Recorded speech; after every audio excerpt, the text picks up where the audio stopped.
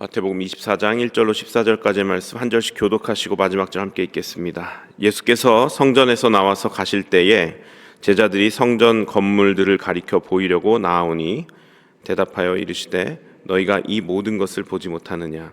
내가 진실로 너희에게 이르노니 돌 하나도 돌 위에 남지 않고 다 무너뜨려지리라. 예수께서 감람산 위에 앉으셨을 때에 제자들이 조용히 와서 이르되 우리에게 이르소서 어느 때에 이런 일이 있겠사오며 또 주의 임하심과 세상 끝에는 무슨 징조가 있사오리이까? 예수께서 대답하여 이르시되 너희가 사람의 미혹을 받지 않도록 주의하라. 많은 사람이 내 이름으로 와서 이르되 나는 그리스도라 하여 많은 사람을 미혹하리라. 난리와 난리 소문을 듣겠으나 너희는 삼가 두려워하지 말라. 이런 일이 있어야 하되 아직 끝은 아니니라. 민족이 민족을 나라가 나라를 대적하여 일어나겠고 곳곳에 기근과 지진이 있으리니 이 모든 것은 재난의 시작이니라. 그때에 사람들이 너희를 환난에 넘겨주겠으며 너희를 죽이리니 너희가 내 이름 때문에 모든 민족에게 미움을 받으리라. 그때에 많은 사람이 실족하게 되어 서로 잡아주고 서로 미워하겠으며 거짓 선지자가 많이 일어나 많은 사람을 미혹하겠으며 불법이 성함으로 많은 사람의 사랑이 식어지리라. 그러나 끝까지 견디는 자는 구원을 얻으리라. 이 천국 복음이 모든 민족에게 증언되기 위하여 온 세상에 전파되리니 그제야 끝이 오리라. 아멘. 오늘 본문 말씀은 예수님께서 예루살렘 성전에서 나오시는 장면으로 시작합니다. 마태복음 21장, 오늘이 24장인데요. 마태복음 21장 23절에 예수님이 성전에 들어가신 다음에 이제서야 나오시는 겁니다. 성전에 들어가셔서 포도원 주인의 두 아들 비유, 그리고 혼인잔치를 베푸신 임금의 비유, 바리새인들의 세금 논쟁, 사두개인들의 부활 논쟁, 그리고 가장 큰 계명에 대한 것, 다윗과 그리스도의 권위 논쟁, 그리고 서기관들과 바리새인들에 대한 비판, 마지막으로 선지자들에 대한 핍박에 대한 심판을 말씀하시고 이제 성전에서 나오시는 것입니다. 그렇게 여러 비유와 논쟁과 심판을 말씀하시고 예수님께서 성전 밖으로 나와 떠나시는 이 장면은 신학적으로 굉장히 상징적인 의미를 가집니다. 바로 참 하나님이신 예수님께서 성전을 떠나심으로 하나님의 임재가 그 성전을 떠나는 것을 암시하는 것이기 때문입니다. 우리가 예수님께서 참 성전이라고 배웠습니다. 그런데 이제 허울뿐인 성전은 남아있고 그 참 성전이신 예수님께서 그 성전을 떠나신다. 이제 그 성전에는 더 이상 하나님의 영광이 없다라는 의미이기도 한 것입니다. 그런데 그때 제자들은 예수님께 이 의리의리한 성전에 대해서 뭔가 이야기를 나누고 싶었던 것 같아요. 1절 말씀에 제자들이 성전 건물들을 가리켜 보이려고 나아오니 라는 이 뜻은 대부분이 그 예수님의 제자들의 대부분은 도시 사람이 아닙니다. 예루살렘 출신이 아니에요. 그러다 보니 작은 시골 마을 출신이었던 이 제자들에게 이 성전의 거대함이 얼마나 크게 와닿았겠습니까? 그러니까 예수님께 예수님 이 성전의 거대함이 정말 대단하지 않습니까? 라고 예수님께 좀 긍정적인 반응을 듣고 싶었던 것 같아요. 뭐 조금 속된 말로 맞장구를 좀 쳐줬으면 좋겠다라는 방식으로 예수님께 그렇게 말한 것이죠. 그런데 예수님께서는 그에 대해 맞장구를 쳐주시기는커녕 이렇게 말씀하시죠. 이 성전에 돌 하나도 돌 위에 남지 않고 다 무너질 것이다 라고 충격적인 대답을 하십니다. 우리 예수님께서 이렇게 질문에 대해 대답하실 때 너무 극단적인 대답을 하셔서 놀라는 경우가 성경에 굉장히 많죠. 그 중에 하나가 또 이겁니다.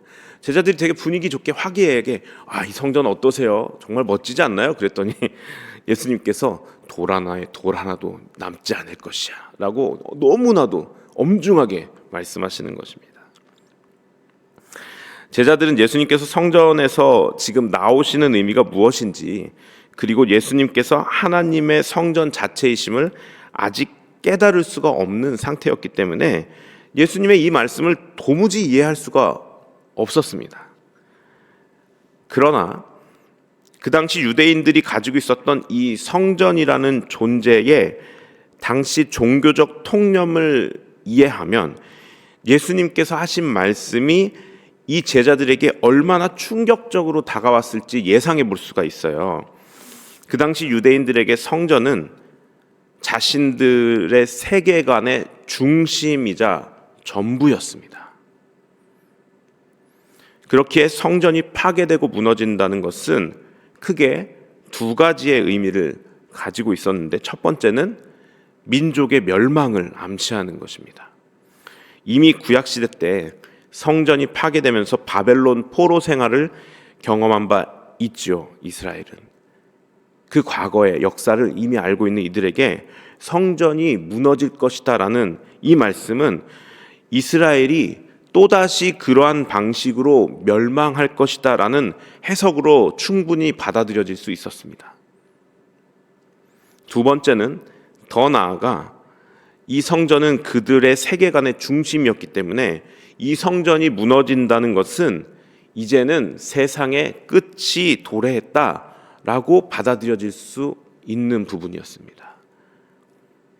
예수님께서는 정말 있는 그대로 성전이 돌 위에 돌아나 남지 않을 것이다라고 이 성전에 대해서 말씀하셨지만, 제자들이 받아들인 것은 이제 곧 끝이 오려나 이스라엘이 한다는 말씀이신가? 라고 이해가 된 것이에요.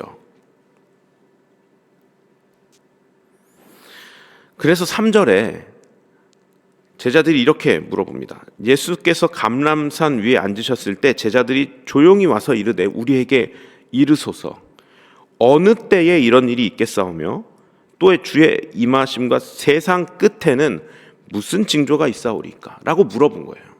그러니까 괜히 세상 끝을 물어본 게 아니라 제자들은 이게 예루살렘이, 이스라엘이 이제 끝이 나나?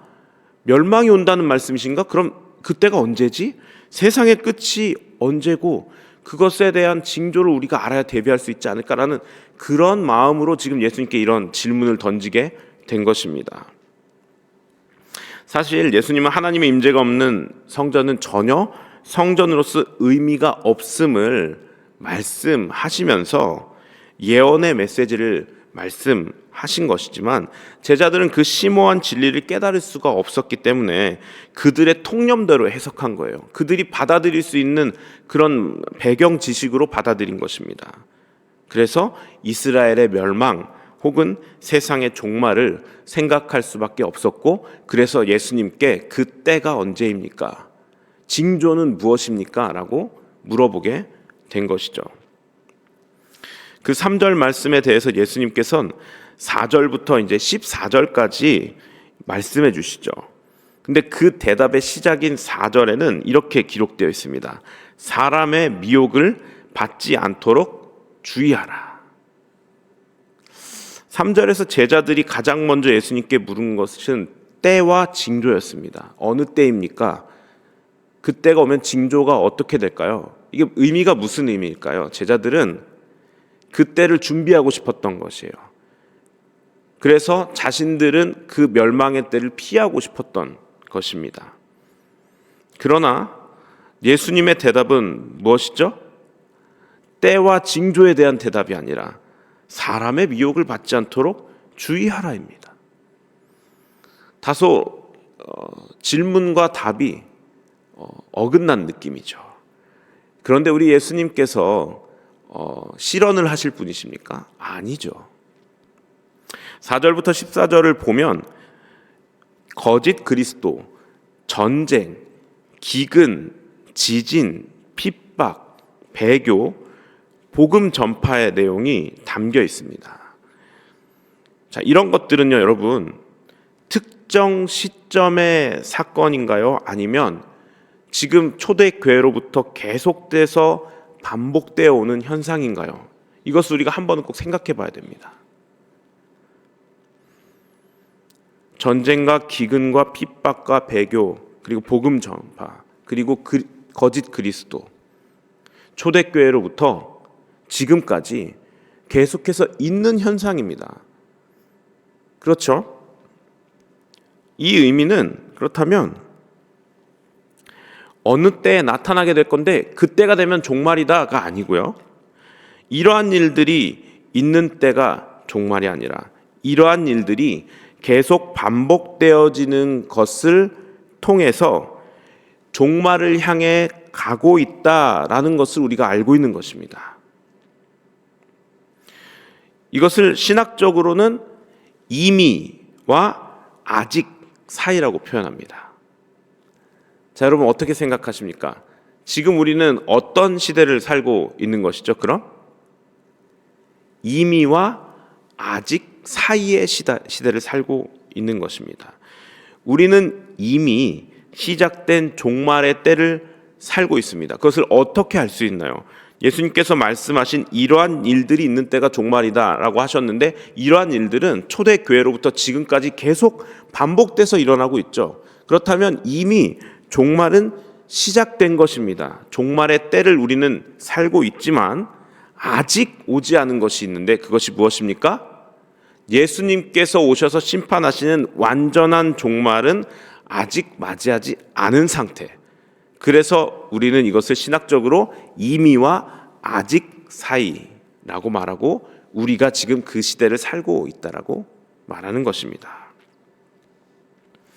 말씀을 좀 정리해 볼까요? 자, 이미와 아직 사이를 살고 있는 우리들은 과연 어떤 마음과 생각으로 살아가야 할 것인가? 이것이 중요하지 않겠습니까?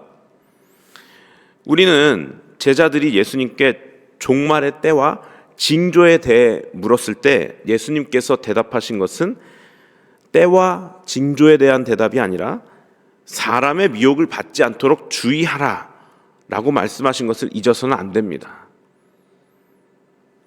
즉 예수님께서는 때와 징조가 중요한 게 아니다. 어느 때 어느 징조가 있더라도 사람의 미혹을 받지 않을 수 있는 영적으로 깨어있는 상태를 꼭 유지하거라 라고 말씀하신 거예요. 언제가 됐던 어떤 징조가 나타났던 너희가 영적으로 깨어있다면 그것이 너희에게 문제되지 않을 것이다 라고 말씀하시는 것입니다. 사실 늘 깨어있으면 언제나는 중요하지 않지 않겠습니까? 그렇죠? 그래서 이후에 이제 마태복음 막 25장에 막 열처녀의 비유, 달란트의 비유 여러분 잘 살펴보시면 때에 대해서 말씀하시는 것 같은데 그 주제는 늘 깨어 있으라입니다. 언제 올지 모르니 신랑이 언제 올지 모르니 깨어 있어라. 달란트의 비유 주인이 언제 올지 모르니 늘 깨어 있으라. 바로 그거예요. 그래서 예수님께서는 이 마지막 이 공생애가 얼마 남지 않은 이 시점에 말씀하시는 것은 종말의 때를 지금 살아가고 있는 때이니 너희들은 늘 깨어 있어라. 언제 그 일이 닥치더라도 언제 예수님께서 재림하시더라도 깨어 있으면 문제 없다라고 말씀하시는 것이죠. 그렇다면 깨어 있는 것은 무엇인가? 여러 의미가 있겠지만 가장 보편적으로는 진리의 말씀 위에 굳건히 서서 성령으로 충만함을 날마다 구하며 살아가는 것입니다. 진리의 말씀 위에 굳건히 서서 성령의 충만함을 날마다 구하는 삶. 너무 기본이지요. 그런데 맞습니다. 예수님은 이거 말씀하시는 거예요. 우리에게. 기본기를 말씀하시는 것입니다. 그래서 오늘도 우리에겐 진리의 말씀 위에서 우리 마음에 성령이 가득하시기를 위해 기도해야 합니다. 그리고 우리 마음속에서 내 자리를 내어드려야 성령께서 충만하실 수가 있습니다. 이것을 우리가 꼭 기억해야 합니다. 오늘 하루를 시작하면서 혹시 내 마음의 보좌에 내가 앉아 있다면 어떻게 해야 될까요? 그 보좌에서 내려와서 이 자리를 성령님께 내어드리는 것입니다. 성령님, 오늘 하루 성령의 충만함으로 살기 원합니다. 자리를 내어드리오니 주님 뜻대로 저를 이끌어 주시고 내가 순종할 수 있는 믿음을 허락하여 주시옵소서. 진리 위에 굳건히 선 하루 되게 하여 주시옵소서라고 하나님 앞에 간구할 수 있어야 할 것입니다. 자, 그렇게 나를 내려놓고 성령의 충만함을 구함으로 사람의 미혹을 받지 않는 영적으로 깨어있는 우리 뉴저지 초대교회 모든 성도님들, 오늘 하루 그러한 삶 사시기를 주님의 이름으로 축원합니다. 기도하시겠습니다.